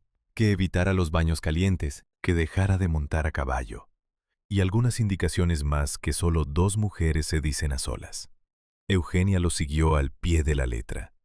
Y años más tarde diría, con esa mezcla suya de gratitud y de humor, que de aquella conversación con la reina resultó, 11 meses después, el príncipe imperial. El niño se llamó Napoleón Luis Eugenio Juan José. En casa lo llamaban Luis, o Lulú. El Papa Pío IX fue su padrino. Recibió 28 órdenes distintas y la Gran Cruz de la Legión de Honor colgada de la cuna. Y el 14 de junio de 1856, sus padres lo llevaron a bautizar a Notre Dame en la misma carroza en la que se habían casado 3 años antes. Fue el día más feliz de la vida de Eugenia de Montijo. El sol declinaba y doraba los álamos del Sena. Los mariscales de la guerra de Crimea escoltaban la comitiva. La multitud gritaba enloquecida. Ni el emperador ni la emperatriz eran capaces de hablar. Y ella, más tarde, contó exactamente lo que pensó en aquel instante. Que a través de aquel niño, la dinastía de los Napoleón echaría por fin raíces definitivas en el suelo de Francia, como la casa de Capeto 800 años antes. Que ella no era solo madre, que era el eslabón de una cadena. Cuando el emperador levantó al niño en brazos dentro de la catedral para mostrárselo al pueblo, a la emperatriz le fallaron las piernas y tuvo que sentarse. Y aquí aparece la pregunta más extraña de toda su vida, porque en la hora exacta de su mayor triunfo, en el momento en que tenía todo lo que había deseado, aquella mujer no sintió alegría, sintió miedo. Nunca conoció un triunfo que no llevara dentro un presentimiento de desgracia. Lo dijo ella misma, muchos años después, con una lucidez terrible. Le pareció que las mismas ceremonias, los mismos cañones, las mismas aclamaciones habían saludado el nacimiento del rey de Roma, hijo de Napoleón I, y del conde de París, nieto de Luis Felipe, y que a los dos, pocos años más tarde, los había esperado el destierro. 5 días después de aquel bautizo, llegó de Roma un cardenal con el más alto regalo que el Papa reserva a las reinas católicas: una rosa de oro sobre un jarrón de oro y lapislázuli, símbolo, según la fórmula antigua, de la flor más magnífica, alegría de todos los santos. Eugenia la puso en su dormitorio de las Tullerías y todos los años el Papa le enviaba una palma bendita para acompañarla. Rezó ante ella y siguió teniendo miedo, porque el origen de aquel miedo no estaba en la superstición ni en la historia. Estaba en una noche concreta, un año antes, en Biarritz. Biarritz fue una invención suya. Aquel pueblo de pescadores vascos, a un paso de la frontera de su tierra, se convirtió, porque a ella le gustaba, en el lugar de veraneo de la mejor sociedad de Europa. Allí se construyó la Villa Eugenia. Allí se bañaba en un mar que otras damas no se atrevían a mirar. Allí cruzaba la frontera en cuanto podía para volver a oír una guitarra española. Una tarde, después de una comida campestre en los Pirineos, unos vascos se pusieron a bailar y la emperatriz de los franceses, incapaz de contenerse, se quitó el sombrero y la capa y se puso a bailar un fandango. Pero una noche de aquel verano de 1855 sonó la campana de fuego y ella saltó de la cama sobresaltada. Estaba embarazada. Y fue exactamente en aquel instante, según contó, cuando sintió por primera vez moverse dentro de ella el cuerpo de su hijo. Desde ese momento, y sin ninguna razón que pudiera explicar, tuvo la certeza de que aquel niño moriría de muerte violenta. No se lo dijo a nadie durante años. Convivió con esa idea mientras lo educaba con una severidad que muchos consideraron excesiva, porque el emperador era débil con él, lo mimaba, y ella creyó que su deber era contrarrestarlo. Nunca fue efusiva, ni con él ni con nadie. Repetía que su hijo no era un niño como los demás, que había que educarlo para rey, y que para ser un buen rey no basta con ser un hombre de verdad. Fue una madre exigente y a veces dura. Pero cualquiera que la haya estudiado sabe que aquella dureza era la forma que tomaba, en un carácter como el suyo, un amor tan intenso que le daba miedo mirarlo de frente. Y mientras criaba al heredero, se convertía en algo que Francia no había tenido nunca. Reactivó industrias enteras con su ropa, los encajes, la seda, la crinolina. Puso de moda el color violeta, que era el suyo. Se creó un perfume en su honor que todas las mujeres quisieron comprar. Y con la misma energía visitaba hospitales, suburbios, orfanatos y guarderías. Se levantaba temprano para salir a sus obras de caridad y peleaba con las comisiones y con la burocracia por modernizar los asilos. Los enemigos del régimen la comparaban con María Antonieta y la llamaban frívola, y decían que el dinero de sus vestidos habría comprado cañones. A ella la comparación no la ofendía en absoluto. Admiraba abiertamente a la última reina del antiguo régimen. Coleccionó sus reliquias. Fue a los archivos nacionales a leer la carta que María Antonieta escribió en la conciergería antes de subir a la carreta que la llevó a la guillotina. Y en la luna de miel, en Saint-Cloud, pidió ocupar precisamente las habitaciones que habían sido suyas, y conservó sus muebles y su retrato. El embajador británico, que la vio radiante, recién casada, rodeada de las reliquias de una predecesora decapitada, escribió a Londres que había sentido un presentimiento de tragedia.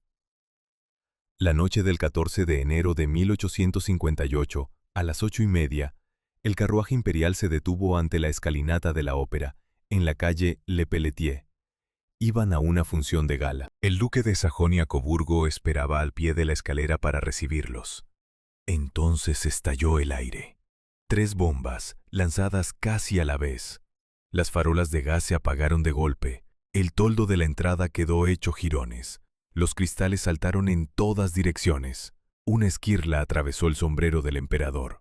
El cochero y los lacayos cayeron heridos. Varios hombres de la escolta murieron, y entre los gendarmes y el público hubo más de 150 heridos. La portezuela del carruaje se abrió y la emperatriz se encontró cara a cara con uno de los asesinos. En ese mismo instante la policía abrió la otra puerta y lo sacó, y 10 minutos después, Napoleón III y Eugenia de Montijo saludaban desde su palco a un teatro entero puesto en pie. Él había querido quedarse fuera, atender a los heridos, hablar con la gente. Ella lo detuvo con 6 palabras que lo dicen todo sobre su temperamento. «No seas necio, ya está bien de farsas». Y entró. Durante toda la función, mientras la sala aclamaba y la orquesta tocaba, los 2 soberanos aguardaban en silencio el regreso de un mensajero enviado a las Tullerías para saber si el niño estaba vivo. Cuando volvieron a palacio, esa noche, y encontraron al príncipe imperial dormido en su cuna, el emperador y la emperatriz lloraron los 2. El atentado lo había organizado un patriota italiano llamado Felice Orsini, con 2 cómplices, y su motivo era muy preciso. Napoleón III, en su juventud, había conspirado con los Carbonarios, había jurado luchar por la unidad de Italia y por acabar con el poder temporal del Papa, y ahora, convertido en emperador, mantenía tropas francesas en Roma protegiendo al Papa. Orsini venía a cobrarle aquel juramento, y venía también contra ella, contra la influencia católica de la española sobre la política del imperio. Aquí empieza el enigma más difícil de explicar de toda su vida, porque Eugenia se puso del lado del asesino. Se echó a los pies de su marido y le suplicó que no lo enviara a la guillotina. Volvió a hacerlo, y otra vez. Le decía que no podía condenar a muerte a ese hombre, que él precisamente no podía, que jamás volvería a encontrar semejante ocasión de ser magnánimo. La elocuencia de Orsini ante el tribunal, su actitud estatuaria, su desafío, tenían algo de barroco español que ella no fue capaz de resistir. Lloró. Llegó a ofrecerse para visitarlo en su celda y arrancarle una palabra de arrepentimiento con la que poder defenderlo mejor. Los ministros se mantuvieron firmes. Fall, Walewski, Rouher y los demás le recordaron algo tan sencillo como incontestable, que las víctimas no habían sido ni el emperador ni ella, sino otras personas, y que la calle pedía justicia. Orsini fue guillotinado. Pero la pregunta queda abierta, y la respuesta tardaría exactamente 1 año en llegar, porque Orsini, muerto, ganó. En el fondo de su corazón, Napoleón III decidió que Italia debía ser defendida. Aquel viejo juramento de juventud, removido por el miedo y por la sangre, volvió a hablar más alto que la razón de Estado. En julio de aquel mismo año se entrevistó en secreto con Cavour, el primer ministro del Reino de Cerdeña, en el balneario de Plombières, y de allí salió la guerra contra Austria. Eugenia vio el peligro de inmediato, y esta vez sin sentimentalismos. Su instinto político, que era muy superior al de su marido, le decía que crear una gran Italia al sur y debilitar a Austria al este era abrir dos flancos a la vez, justo cuando en Prusia empezaba a moverse un hombre llamado Bismarck. Y le decía además que atacar a Austria significaba dejar solo al Papa y que Francia pagaría por ello. No fue ella quien organizó la entrevista de Plombier. No tuvo el menor entusiasmo por la intrigante que Cavour envió a la corte de París para seducir al emperador, pero perdió la batalla. Y el precio de la guerra fue, además, un matrimonio infame. Víctor Manuel entregó a su hija Clotilde, una muchacha piadosa y triste que aún no había cumplido 16 años, al príncipe Napoleón, el hombre que Eugenia más despreciaba en el mundo. En 1859, el emperador partió a dirigir personalmente la campaña de Italia, y por primera vez, Eugenia de Montijo se quedó al frente de Francia. Fue regente, y fue, para asombro de todos, una regente excelente. Se instaló en Saint-Claude con su hijo y una corte reducida. Estudió cada expediente, presidió los consejos, y tuvo la inteligencia de no imitar la autoridad de su marido. Seguía siendo una mujer en el consejo, deferente con los ministros, invitando a la deferencia de ellos. Cuando se le propuso decir a los consejeros que su colaboración la ayudaría en unas tareas demasiado pesadas para unas manos tan incapaces como las suyas, el emperador tachó la frase por falsa. El ministro Baroche escribió que la emperatriz había desempeñado sus funciones de regente admirablemente, y que la atención con que seguía las discusiones, la agudeza de su juicio y la distinción de su porte impresionaron de tal modo al gabinete que los propios ministros le rogaron que continuara asistiendo a los consejos incluso después del regreso de Napoleón. Ella confesó que se aburriría cuando aquello terminara. Estaba encantada. Había encontrado, a los 33 años, su oficio. Llegaron las victorias. El 5 de junio, la noticia de Magenta. El 24, antes de que se hubiera levantado, un telegrama con el triunfo de Solferino. La regente decidió celebrar un Te Deum en Notre Dame. Y aquella mañana de verano, en una calesa abierta, con el príncipe imperial de 3 años sentado a su lado con un vestidito blanco y una banda azul, atravesó París entre una multitud enloquecida. Le arrojaban flores a puñados, tantas que golpeaban las corazas de la escolta como una descarga de fusilería y llenaban el interior del coche. El niño temblaba de emoción, aplaudía y lanzaba besos con la mano. Y ella, 40 años después, recordaba exactamente lo que sintió. La fe gloriosa de que Dios estaba destinando a su hijo la misión de coronar la obra de su padre. Pocos días más tarde, escribía a su hermana una frase que no se parece a nada de lo que escribían las soberanas de su siglo. Le decía que, con los medios de destrucción de que se dispone hoy, una batalla se ha convertido prácticamente en una carnicería. Aquellos fueron los años de su poder. La corte más brillante de Europa giraba en torno a ella. 4.000 invitados en los bailes de Estado, las tullerías ardiendo de rojo y oro, los 100 guardias con sus corazas de acero pulido en la escalera, y a medianoche, la emperatriz deteniéndose ante toda la sala, echando la cabeza atrás y ejecutando aquella reverencia suya que arrancaba un rumor de admiración. Y en cuanto llegaba a su tocador, arrojaba la diadema y las joyas en la falda de su doncella española y se dejaba caer, agotada. Trabó amistad con los embajadores, discutía de política internacional entre dos cuadrillas, y poco a poco fue tomando en sus manos el mapa de Europa. Se propuso rehacerlo. Soñó con una Polonia independiente, con una entente sólida con Austria, con un Congreso europeo que evitara las guerras. Escribía a Metternich, el embajador austríaco, cartas de una lucidez política asombrosa, mezcla de fuego español y de cálculo frío. En una de ellas le decía que el emperador quería la paz y que le reprochaban querer turbarla sin cesar, que no tenía ambición territorial, pero que jamás sería bastante celoso de la influencia de Francia. Y le advertía, con años de anticipación, de lo que se estaba cociendo en Berlín. Ni Austria ni Inglaterra la escucharon, y el Congreso no se celebró nunca. Mientras tanto, su vida privada se desmoronaba. Después del parto, los médicos le habían prohibido tener más hijos. Aquello, para ella, fue casi un alivio, y para él, un pretexto. Napoleón III volvió a sus costumbres con una desvergüenza cada vez mayor. Vinieron la condesa de Castiglione, enviada por Cavour precisamente para atarlo a la causa italiana, y después otras muchas, algunas de la peor especie. Las infidelidades se hicieron públicas, y para una mujer educada como ella, para quien la lealtad y el honor eran la misma cosa, resultaron una humillación que nunca aprendió a digerir. Y sin embargo, algo curioso. Aquello no rompió la alianza política. Napoleón confiaba en ella ciegamente. Su cabeza le era indispensable. Fue, a partir de entonces, un matrimonio extraño, mitad ruina y mitad sociedad de gobierno, sostenido por 4 cosas: la bondad natural de él, su agotamiento físico, su admiración sincera por ella y el hijo que los unía por encima de todo. Y entonces, en el otoño de 1860, llegó el golpe que la partió por la mitad. Los emperadores emprendieron un viaje triunfal por Saboya, Córcega y Argelia. Antes de partir, Eugenia preguntó a los médicos por su hermana, que estaba delicada. Le dijeron que podía viajar tranquila.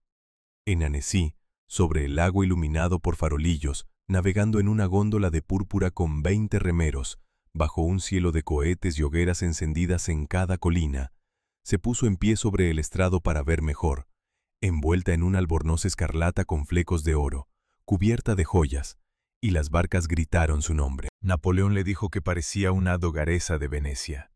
El 18 de septiembre desembarcaron en Argel bajo un siroco abrasador.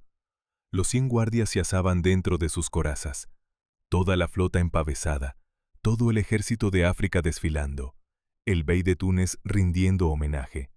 Y Eugenia miraba aquel esplendor con el corazón enfermo, porque las noticias que llegaban del hotel de París eran cada vez peores. Cuando por fin se lo dijeron, ya era tarde.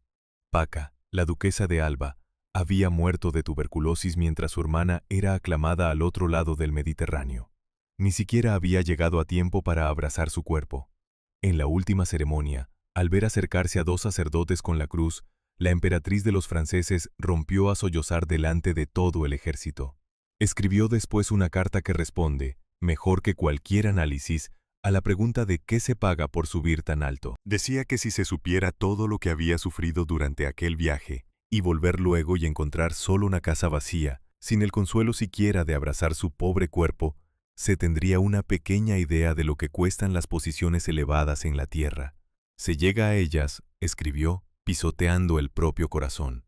Y añadía que se preguntaba si las ventajas de este mundo valen la pena que uno se toma para conservarlas.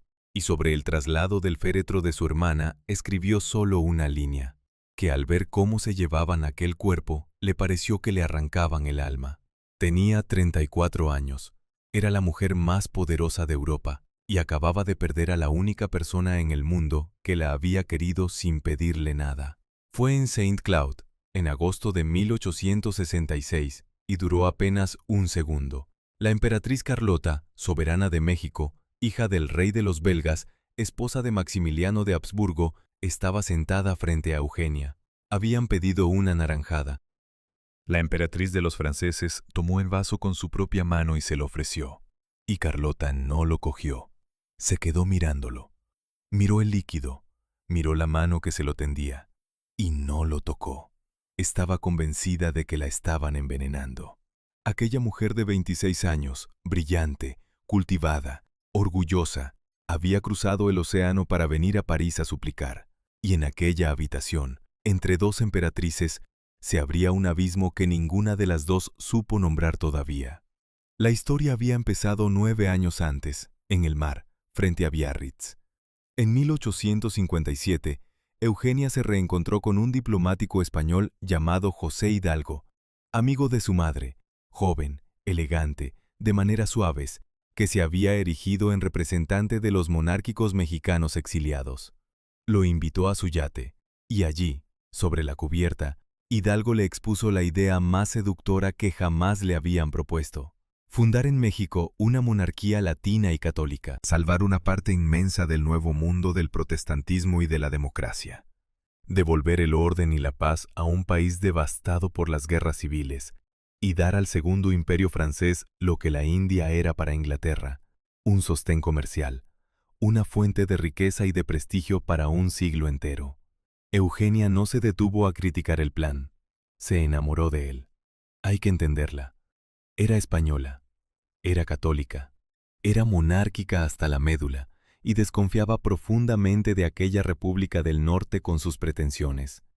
Le indignaba la idea de que la América que había descubierto y poblado su propia nación se perdiera. Aquel proyecto tocaba a la vez su fe, su patriotismo y su gusto por lo grandioso. Convenció al emperador, y a partir de entonces, México se convirtió en su idea fija.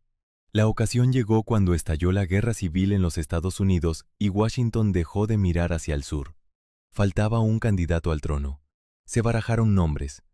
Y un día, hablando con Hidalgo, alguien mencionó a un archiduque austriaco, y Eugenia se golpeó el pecho con el abanico y dijo que tenía el presentimiento de que aceptaría.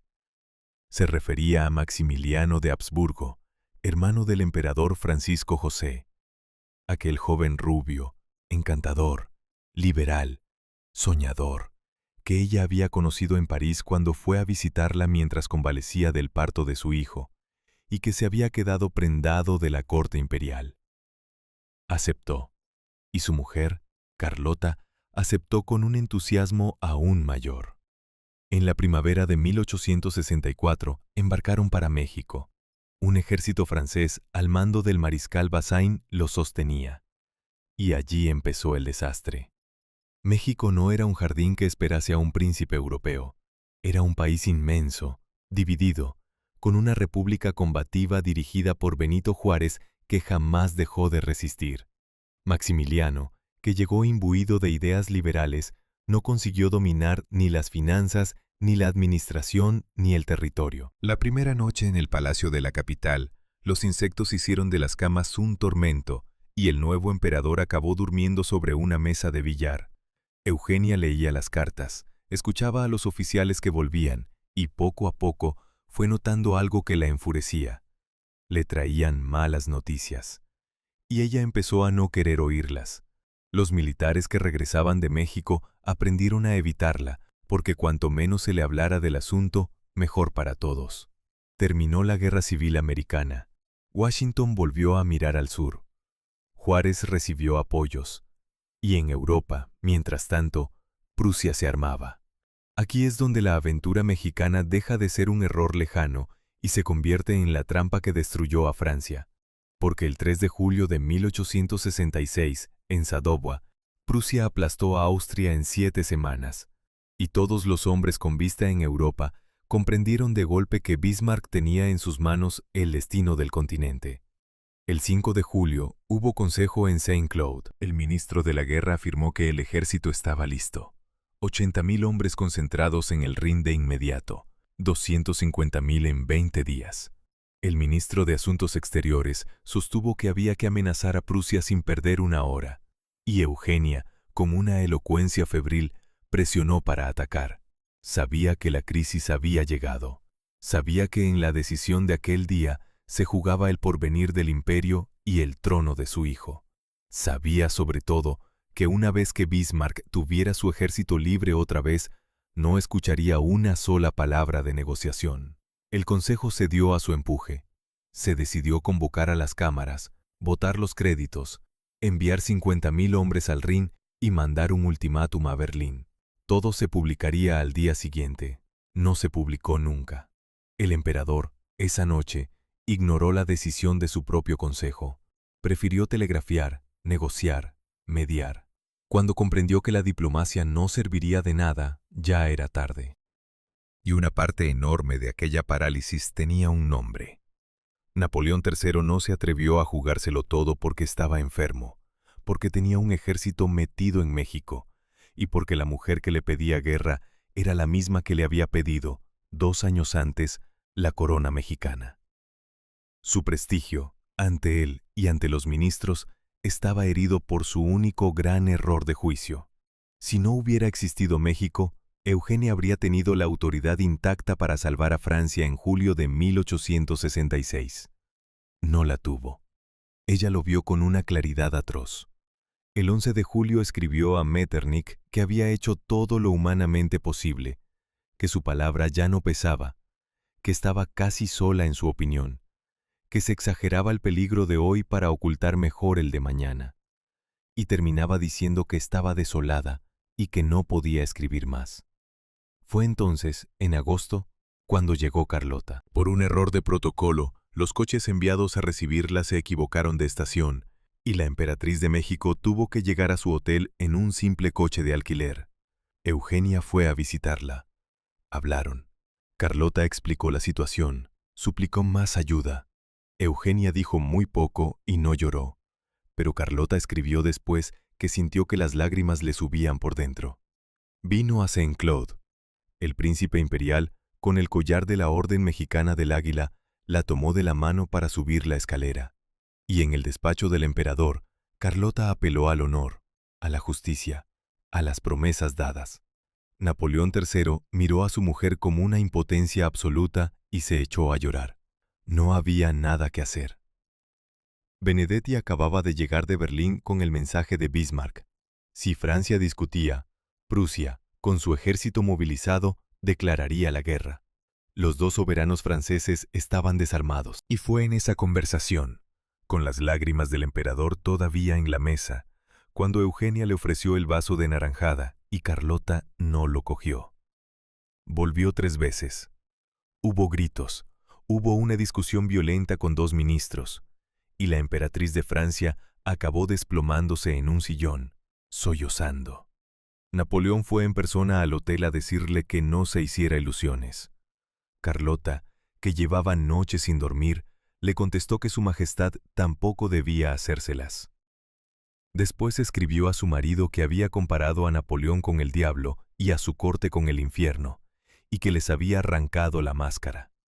Y entonces se le rompió la mente. En Roma, el 27 de septiembre, después de una audiencia con el Papa en la que comprendió que tampoco allí había ayuda, volvió al Vaticano al día siguiente, se arrojó a los pies de Pío IX y le suplicó que la protegiera de los envenenadores. Se negó a marcharse. Durmió en la biblioteca pontificia, en unas habitaciones improvisadas a toda prisa. Días después, en la cocina de un orfanato, metió la mano en una olla de agua hirviendo para coger un trozo de carne, porque solo comía lo que veía cocinar. Se desmayó de dolor. La sacaron gritando. Vivió 60 años más, encerrada, sin recuperar jamás la razón. Faltaba lo último. El 1 de julio de 1867, en pleno esplendor de la Exposición Universal de París, cuando media Europa desfilaba por las Tullerías, cuando el zar y el rey de Prusia habían visto pasar a la caballería francesa cargando entre gritos de vítores, y cuando un hombre enorme, de cabeza grande y uniforme blanco, llamado Bismarck, caminaba entre los invitados calculándolo todo, llegó un telegrama de Washington. Corría el rumor de que el emperador Maximiliano había sido fusilado en Querétaro. Eugenia, lívida, preguntó a su marido qué debían hacer. Podía ser falso. Y en un traje deslumbrante, en carroza de gala, la emperatriz de los franceses atravesó los Campos Elíseos hasta el Palacio de la Industria para entregar personalmente las medallas a los premiados de la exposición. Al llegar vio 2 sillas vacías, las del conde y la condesa de Flandes, hermano de Carlota. Durante la ceremonia entregaron a Napoleón un segundo telegrama que confirmaba la noticia. Él garabateó una nota para el embajador austriaco, que se retiró en silencio. Eugenia cumplió con su deber hasta el final. Entregó todas las medallas. Sonrió. Saludó. Y al llegar a las Tullerías, se desplomó. Maximiliano había sido fusilado el 19 de junio, por la mañana. Juárez se negó a entregar el cuerpo. Del sueño de un imperio latino y católico al otro lado del océano no quedaba nada. Unas pérdidas enormes en dinero francés. Un joven de 34 años muerto contra un muro. Una mujer enloquecida gritándole a las paredes de un castillo. Y una frase que Eugenia de Montijo repetiría el resto de su vida. Parece que Dios quiso darme todo lo que se puede desear en la vida, para después quitármelo poco a poco. El 17 de noviembre de 1869, a bordo del yate imperial, con Fernando de Lesseps a su lado, Eugenia de Montijo abrió el canal de Suez. 50 barcos esperaban con los gallardetes al viento. Detrás de ella navegaban el emperador de Austria, el príncipe heredero de Prusia, el príncipe de los Países Bajos, el jedive de Egipto. Delante, un mar nuevo unido a otro mar por la obra más colosal del siglo. Empujada durante años contra todas las resistencias por su propio primo y sostenida, en más de una crisis, por ella misma. En la orilla, jinetes árabes disparaban al aire, los derviches giraban, los fuegos artificiales se reflejaban en el agua. Ella estaba en pie sobre el puente, y sintió, con esa exaltación suya tan española y tan barroca, que en aquel instante era Francia. Fue el último día hermoso de su vida. Lo que vino después está en todos los manuales. Un trono vacante en España, un candidato alemán, un despacho enviado desde Ems y recortado por Bismarck hasta convertirlo en una bofetada, unos periódicos enfurecidos, un gobierno débil y una calle que pedía guerra a gritos. Se ha escrito 1000 veces que fue su guerra. Se le atribuyó la frase, se la convirtió en la culpable de todo. Conviene ser exactos, porque aquí la historia y la leyenda se separan. Es cierto que estaba exaltada, que hablaba de honor nacional, que confiaba en un ejército que los generales le juraban preparado. También es cierto que Francia era en 1870 una monarquía parlamentaria, con un gobierno responsable presidido por Olivier, que la declaración de guerra no dependía de ella y que no consta en ningún consejo de ministros que ella la decidiera. Los documentos permiten defender las dos lecturas. Lo único indiscutible es lo que ella misma escribió, que jamás había visto empezar una guerra con semejante opresión en el corazón.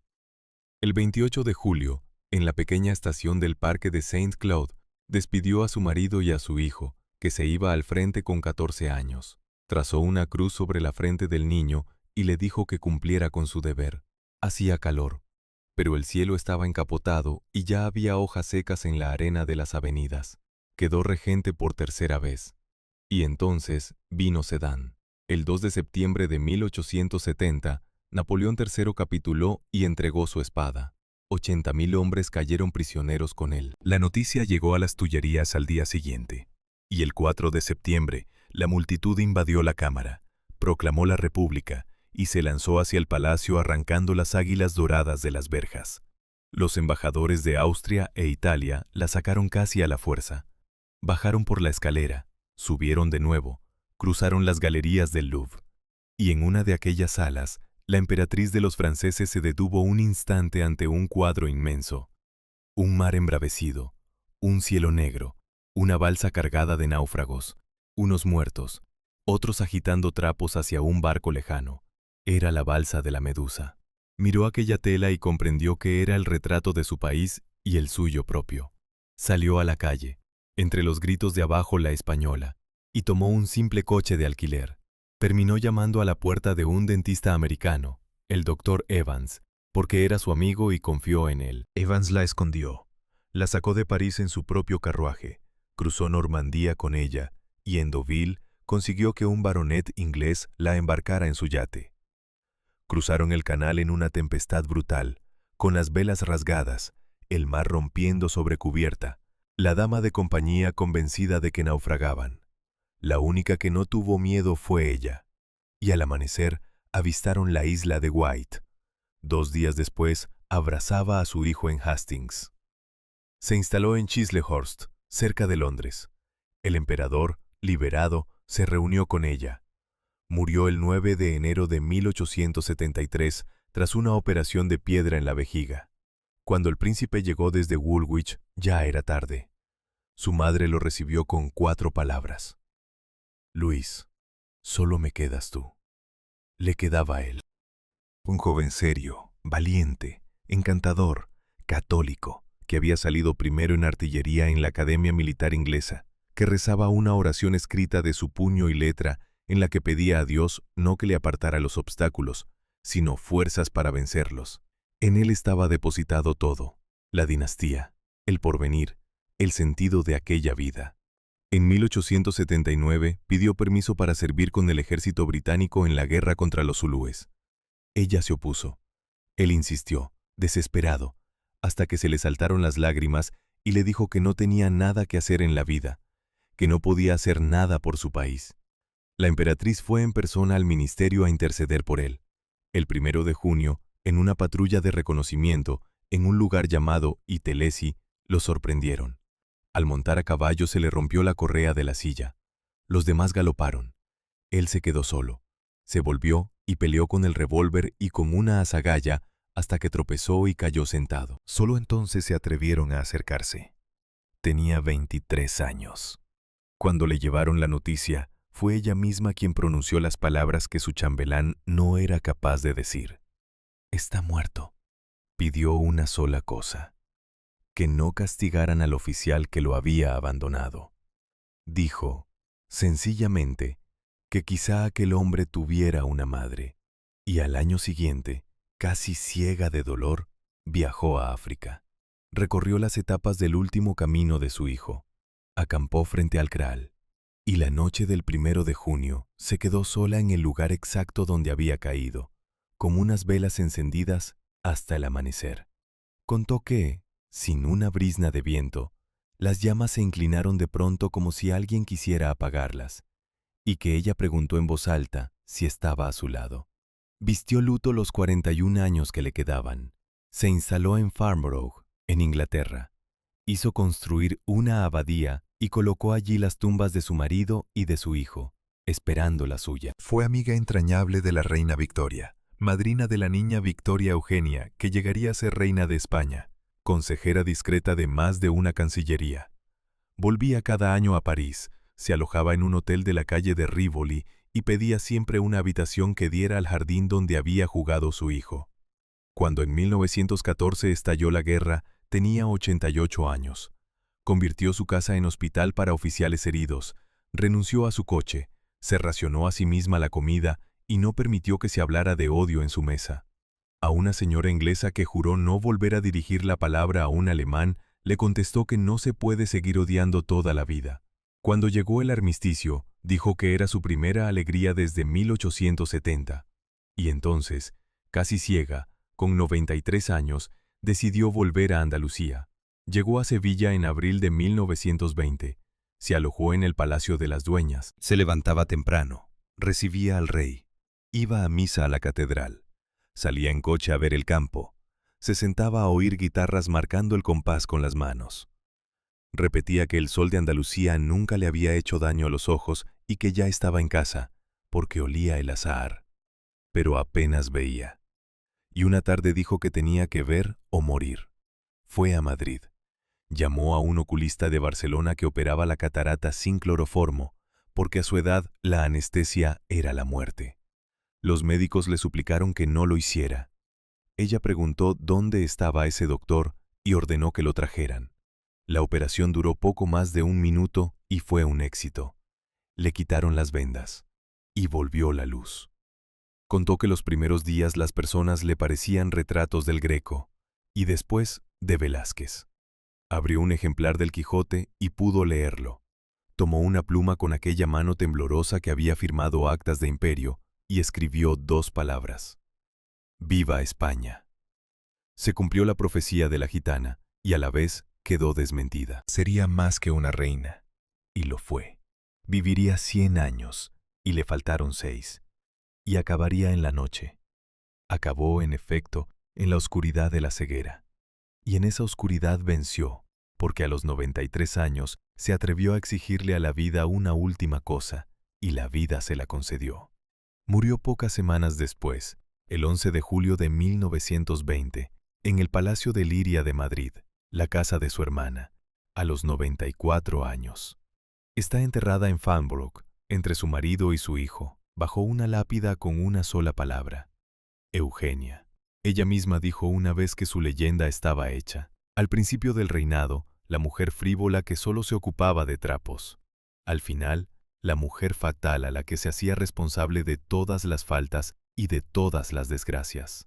Y añadía, con amargura, que la leyenda siempre puede más que la historia. No siempre.